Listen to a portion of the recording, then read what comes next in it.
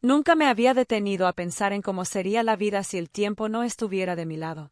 Siempre imaginé que tendría todo el tiempo del mundo para cumplir mis sueños, para equivocarme, para volver a empezar. Pero todo eso cambió el día que escuché esas palabras. Tienes una enfermedad crónica, progresiva. Todo comenzó con síntomas que, al principio, parecían insignificantes. Me sentía más cansada de lo normal, como si una nube pesada me siguiera a todas partes. No le di importancia.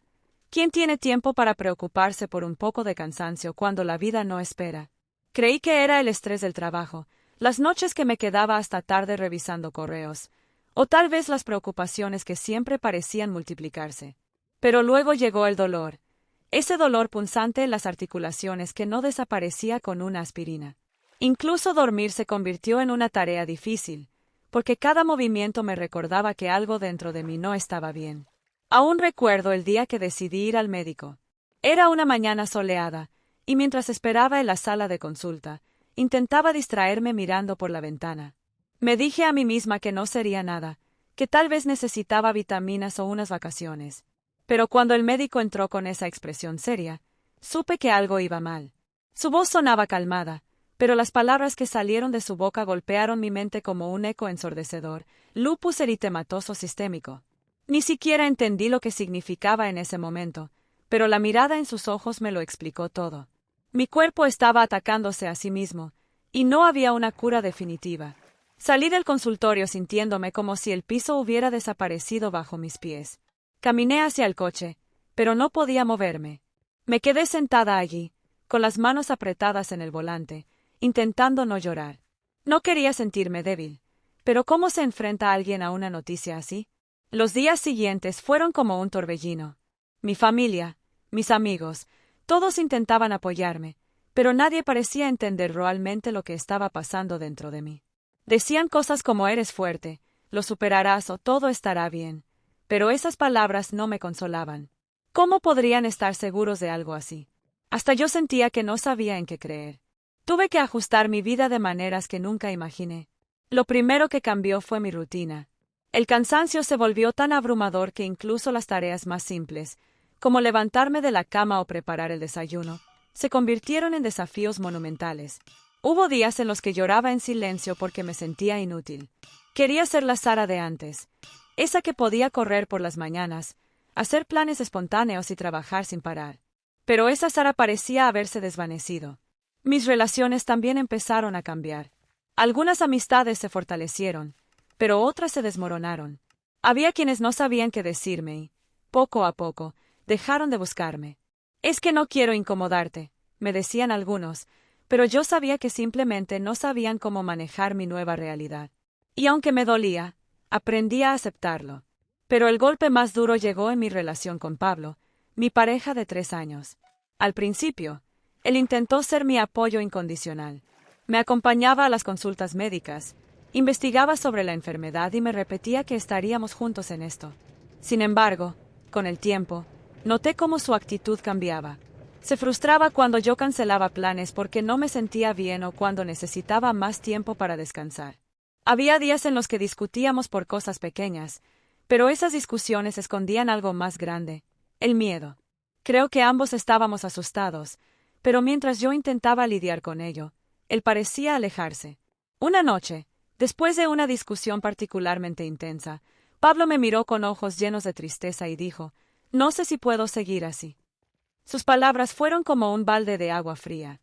Por primera vez, entendí que mi enfermedad no solo estaba afectando mi cuerpo, sino también a las personas que me rodeaban. Le pedí tiempo, espacio para procesar todo, pero en el fondo sabía que nuestra relación nunca volvería a ser la misma. Fue en esos momentos de soledad cuando me di cuenta de que necesitaba encontrar algo por lo que luchar. No podía seguir viviendo como si mi enfermedad fuera una sentencia de muerte. Tenía que redefinir mi vida, aprender a vivir con mi condición y, más importante, aprender a amarme a mí misma en este nuevo contexto. Decidí buscar ayuda profesional. Comencé a asistir a sesiones con un terapeuta especializado en enfermedades crónicas, y poco a poco, empecé a comprender que mis emociones, mi frustración y mi tristeza eran válidas. También encontré un grupo de apoyo donde conocí a otras personas que vivían con lupus. Escuchar sus historias me dio una perspectiva completamente nueva. No estaba sola en esto. Además, retomé una pasión que había dejado de lado, la escritura. Siempre me gustó escribir, pero entre el trabajo y las responsabilidades, nunca encontraba tiempo para ello. Ahora, mis cuadernos se convirtieron en un refugio. Escribir sobre mis miedos, mis sueños y mis pequeños logros diarios me ayudó a reconectar conmigo misma. A pesar de todo, todavía había días oscuros, días en los que sentía que estaba luchando contra un enemigo invisible. Pero cada vez que pensaba en rendirme, me recordaba a mí misma que aún tenía cosas por las que vivir. Quizás mi vida nunca sería la misma, pero eso no significaba que no pudiera ser hermosa de otra manera. La primera vez que salí a caminar sola después de mi diagnóstico fue un momento especial. El sol brillaba, el aire era fresco y, por primera vez en mucho tiempo, me sentí agradecida por estar viva. La rutina había cambiado, pero el mundo seguía girando como si nada hubiera pasado. Para mí, cada día era un reto, un equilibrio constante entre aceptar mis limitaciones y no dejar que la enfermedad definiera mi vida por completo. Mi diagnóstico de lupus había llegado como un huracán, destruyendo muchas cosas en su camino, pero también dejándome una extraña claridad sobre lo que realmente importaba. Uno de los mayores cambios fue el trabajo. Siempre había sido una mujer independiente, apasionada por mi carrera en diseño gráfico. Me encantaba la libertad creativa, los proyectos que desafiaban mi imaginación, pero mi cuerpo empezó a poner límites que mi mente no estaba preparada para aceptar. Las largas horas frente a la computadora, los plazos ajustados y las noches sin dormir ya no eran una opción. Mi jefa, Karina, intentó ser comprensiva al principio. «Tómate el tiempo que necesites», me dijo el día que le conté sobre mi diagnóstico. Pero con el paso de las semanas, pude notar cómo su paciencia comenzaba a desgastarse. Mis ausencias constantes y mi menor productividad empezaron a ser un problema para el equipo. Un día, después de una reunión especialmente tensa, Karina me pidió hablar en privado. «Sara, sabes que te aprecio mucho y entiendo lo que estás pasando, pero necesitamos ser realistas. Este ritmo no está funcionando para nadie». Sus palabras me dolieron, pero sabía que tenía razón. Esa noche lloré hasta quedarme dormida, no porque estuviera enojada con ella, sino porque sentía que estaba perdiendo otra parte de mí. Mi trabajo siempre había sido una fuente de orgullo, y ahora se estaba desmoronando como todo lo demás. Finalmente, tomé la decisión de renunciar. No fue fácil, pero supe que necesitaba priorizar mi salud. Durante años, mi vida había girado en torno al trabajo, y ahora me enfrentaba a un vacío que no sabía cómo llenar. Los primeros días después de mi renuncia fueron extraños. Me despertaba temprano, como si aún tuviera que ir a la oficina, solo para darme cuenta de que no había ningún lugar al que ir. Mis amigos intentaron animarme. Andrea, mi mejor amiga desde la universidad, me llevaba al cine o a tomar café, intentando distraerme. «Esto es solo una pausa», me decía. «Pronto encontrarás algo que te haga feliz de nuevo». Pero incluso sus palabras de aliento no podían llenar el vacío que sentía. Fue en esos días de soledad que comencé a reflexionar profundamente sobre mi vida. Había pasado tanto tiempo persiguiendo metas, construyendo una carrera, que había olvidado lo que realmente me hacía feliz. ¿Qué era lo que quería? ¿Quién era Sara, más allá de su trabajo o su enfermedad? Poco a poco, empecé a redescubrir partes de mí misma que había dejado atrás. La escritura seguía siendo una de mis mayores terapias, pero también me atreví a explorar otras cosas. Un día, mientras navegaba por Internet, encontré un taller de fotografía para principiantes. Siempre me había fascinado la idea de capturar momentos, pero nunca había tenido tiempo para intentarlo. Decidí inscribirme. El taller no solo me enseñó las bases de la fotografía, sino que también me ayudó a ver el mundo de una manera completamente nueva. Cada detalle, desde la luz que se filtraba por las ventanas hasta las sombras que se proyectaban en las calles, parecía tener un nuevo significado. Salir con mi cámara en mano se convirtió en mi escape, mi forma de reconectar con el mundo. Fue en una de esas salidas que conocí a alguien que cambiaría mi vida de maneras inesperadas. Estaba en un parque, tratando de capturar el reflejo de los árboles en el agua, cuando un hombre se acercó a mí. «¿Es un lente de 50 milímetros?» preguntó, señalando mi cámara. Lo miré, sorprendida de que alguien iniciara una conversación tan casual. Era alto, con el cabello desordenado y una sonrisa que irradiaba calidez. «Sí, lo es», respondí, un poco tímida. Su nombre era Daniel, y resultó ser fotógrafo profesional. Lo que comenzó como una breve conversación sobre técnicas de fotografía pronto se convirtió en una larga charla sobre la vida, los sueños y las luchas. Le conté sobre mi diagnóstico, algo que normalmente no compartía con extraños, pero con él me sentí extrañamente cómoda. Daniel no intentó darme consejos ni decirme que todo estaría bien. En lugar de eso, escuchó, y eso fue suficiente para hacerme sentir vista y comprendida.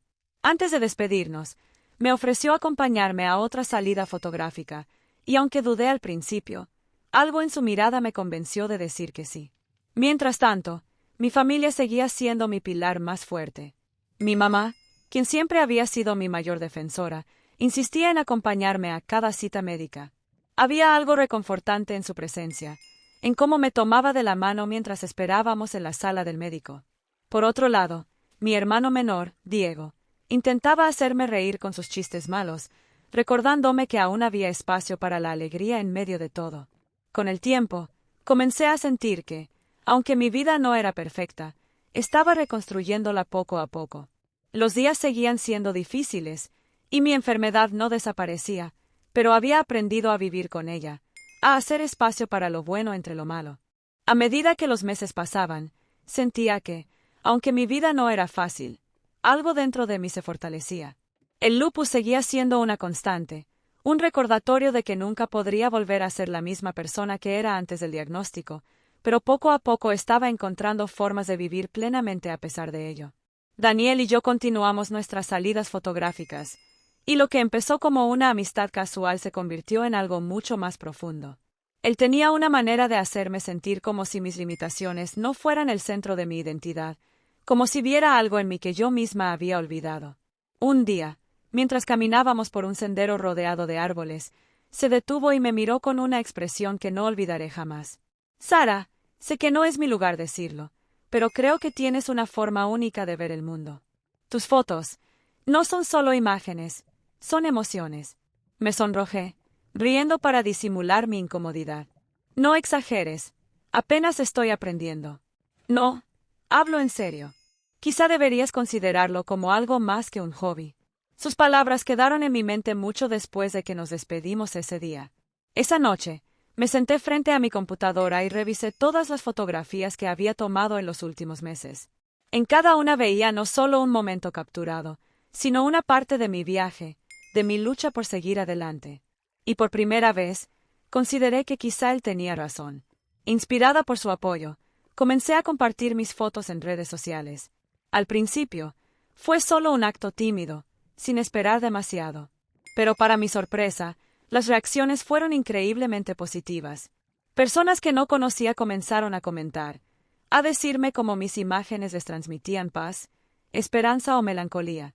Cada mensaje era un pequeño recordatorio de que, aunque mi cuerpo no fuera fuerte, mi voz seguía siendo poderosa. Sin embargo, no todo era perfecto.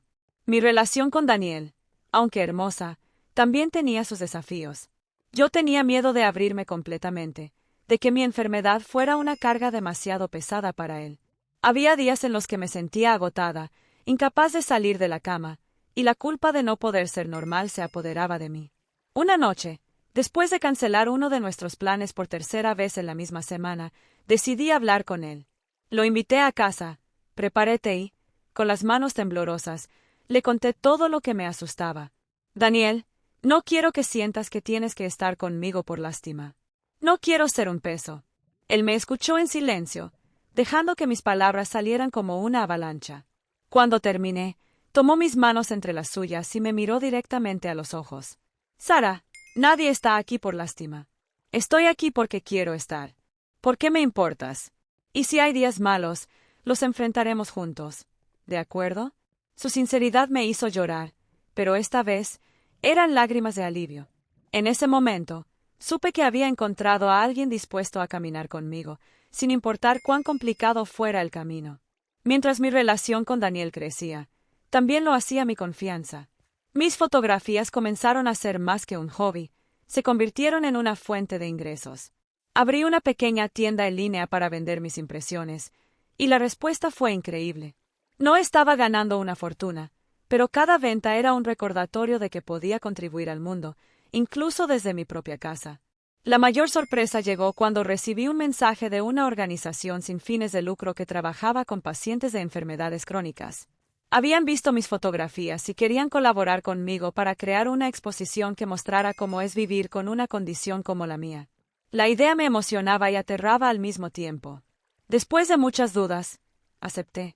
La exposición se llevó a cabo en una pequeña galería local, y aunque no esperaba que asistieran muchas personas, la sala estaba llena. Amigos, familiares e incluso desconocidos se acercaron a ver mis fotos, a escuchar mi historia. Daniel estuvo a mi lado todo el tiempo, sonriendo con orgullo. Cuando subí al escenario para hablar, mi corazón latía con fuerza. Nunca había sido buena para hablar en público, pero sabía que este era un momento importante. Hace un año, mi vida cambió de manera que nunca imaginé, comencé, mi voz temblando ligeramente. Pero hoy, de pie frente a ustedes, puedo decir que incluso en los momentos más oscuros, siempre hay una forma de encontrar luz. El aplauso que siguió fue ensordecedor, y en ese momento, me di cuenta de cuánto había cambiado. Ya no era la mujer que se definía por su trabajo o por las expectativas de los demás. Tampoco era solo una paciente. Era una sobreviviente, una creadora, alguien que había aprendido a ver belleza incluso en las dificultades. A partir de entonces, mi vida tomó un rumbo diferente. La enfermedad seguía ahí, pero ya no era el centro de todo. Me di cuenta de que, aunque no podía controlar lo que me pasaba, sí podía controlar cómo respondía a ello. Mi mamá, quien siempre había sido mi mayor apoyo, me abrazó al final de la exposición. Estoy tan orgullosa de ti, hija. Y por primera vez en mucho tiempo, sentí que yo también estaba orgullosa de mí misma.